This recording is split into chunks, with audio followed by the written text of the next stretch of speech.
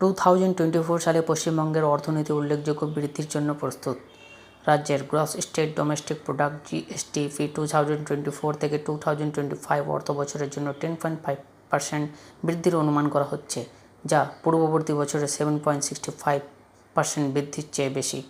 এটি পশ্চিমবঙ্গকে ভারতের চতুর্থ বৃহত্তম অর্থনীতি হিসাবে অবস্থান করে। রাজ্যের উৎপাদন খাত বিশেষভাবে শক্তিশালী সাম্প্রতিক বছরগুলি বৃদ্ধি জাতীয় গড়কে ছাড়িয়ে গেছে। পশ্চিমবঙ্গের শিল্পভূমি কলকাতার আইটি হাবগুলি উল্লেখযোগ্য অবদানের সাথে বিকশিত হচ্ছে, বিশেষ করে সল্ট কে এবং নিউ টাউনে বেঙ্গল সিলিকন ভ্যালি টেক হাবের মতো চলমান প্রকল্পগুলির সাথে এই অঞ্চলগুলি প্রযুক্তি, অর্থ এবং শিল্প বিকাশের প্রধান কেন্দ্র হয়ে উঠেছে, যা 2025 সালে সমাপ্ত হওয়ার পরে যথেষ্ট কর্মসংস্থান তৈরি করবে, যা আশা করা হচ্ছে। রাজ্যের কৃষি খাত শক্তিশালী রয়ে গেছে। পশ্চিমবঙ্গ ভারতের সবজি, চা এবং মাছের শীর্ষস্থানীয় উৎপাদক। উপরন্তু রাজ্যের লজিস্টিক্যাল এবং শিল্প কাঠামোকে উন্নত করার লক্ষ্যে নতুন নীতিগুলিকে কাজে লাগিয়ে আগামী 5 বছরের মধ্যে রপ্তানি দ্বিগুণ করার চেষ্টা করা হচ্ছে।